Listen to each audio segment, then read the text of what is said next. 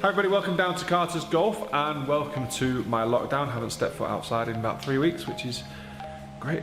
Today's episode, we're talking to Paul Dunne about the time when he was going into the final round of the Open Championship as an amateur leading at St Andrews. So it's quite an interesting chat, really interesting to kind of see obviously him looking back on that situation, what he would have done differently, but also how he felt at that time. Sit back, relax and enjoy and listen to what he's got to say. Obviously you got into the Open same year as well then, wasn't it, when you were leading? That was that July, 2015. Yeah. What's that experience like? So you're going into the final day of the biggest tournament in the world, leading.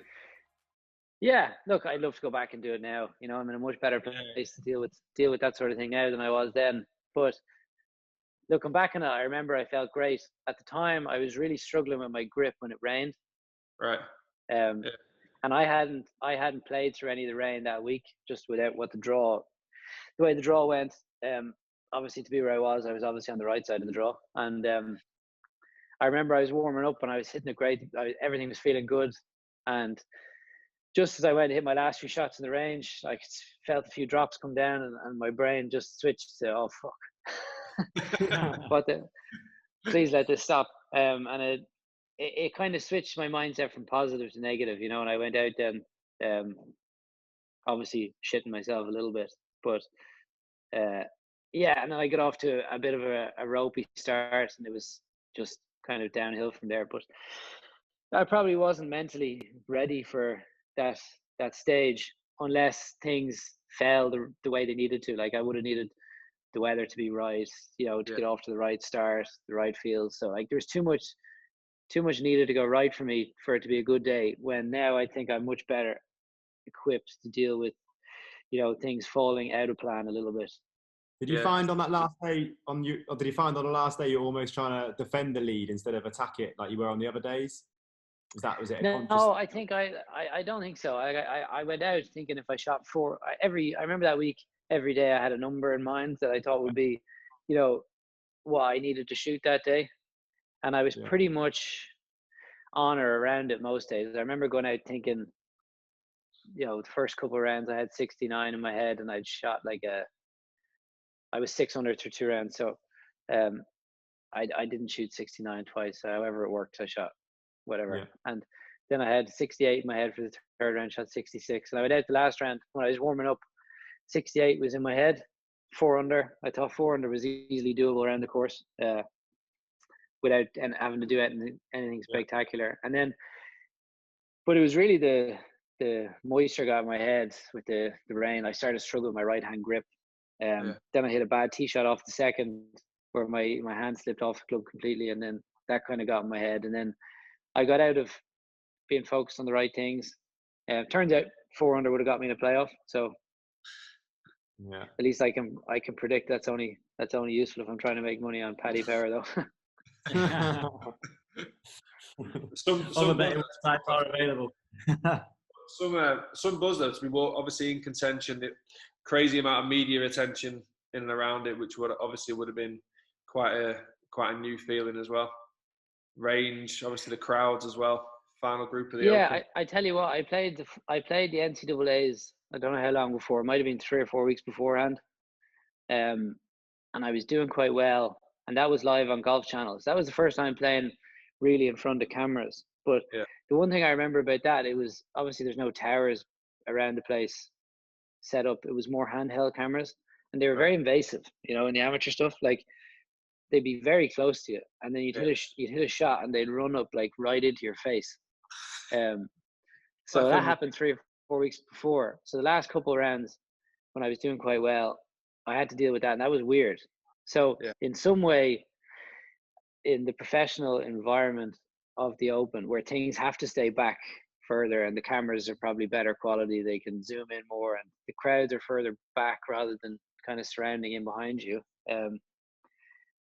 In that way, it felt a little bit easier. That experience did help, but obviously the scale of the crowds and the atmosphere around it was a lot different. I mean, I can agree with you 100%, Paul. I mean, I play in front of the cameras a lot, and it's difficult. You just play in front of your own cameras. Yeah, yeah. You touched on mentality there a bit, Paul. Like, I just wondered, obviously, in all elite sport, it's massive. Is it something that you've consciously done some work on, or is it just always been natural? Is it something you've had to do work Yeah, on? no, I definitely.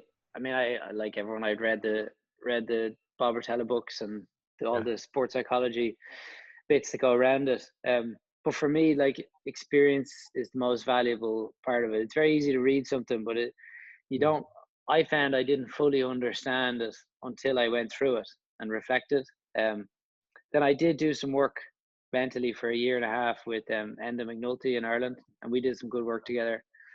Kind of, I'm trying to think when we first started. It would have been, so I would have turned pro and got through Q school and maybe played my first 6 months of the season, and then we started working together. Because I was finding, maybe it was a carryover from the Open, maybe not, that I put myself in positions to have good weeks, maybe not to win tournaments, but like to have a top 3 or 4 finish. And I had a lot of finishes like 10th to 15th that first year on my good weeks. And when I was trying to fight for my card, because I only had limited status, it was like, that's a big difference. You know, if you come 9th instead of 3rd, you know, that kind of changes the season. So we did a lot of work around that, started doing quite a bit of journaling, that sort of thing. And that helped, and it definitely helped me like compartmentalize week to week, you know, forget about a week and then start a new week and that sort of thing. And I started to see some good results come in, and I started finishing tournaments off much stronger. I had a few low final rounds to get some high finishes the season after, and I think that's the bit I probably learned the most from, to kind of always be in the mindset that you want to push forward, that enough is never enough, you know. I mean, speaking of low final rounds, it kind of brings you quite nicely to the British Masters, doesn't it? 61 to win. Yeah, exactly. I mean, that, to me, honestly, that work I did, that was like a culmination of maybe a year build up to that, you know. Yeah. And I have all these points previously that kind of prove that to me. And like, some of them might be, you make a cut in the number and shoot 66, 65 on the weekend.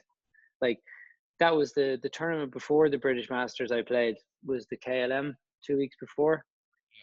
And I birdied like 4 of the last 7 on Friday to make the cut on the number, and then shot 11 under on the weekend, finished 10th or 11th.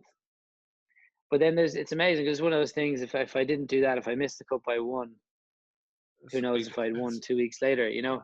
It's so much of his momentum when you look back on it.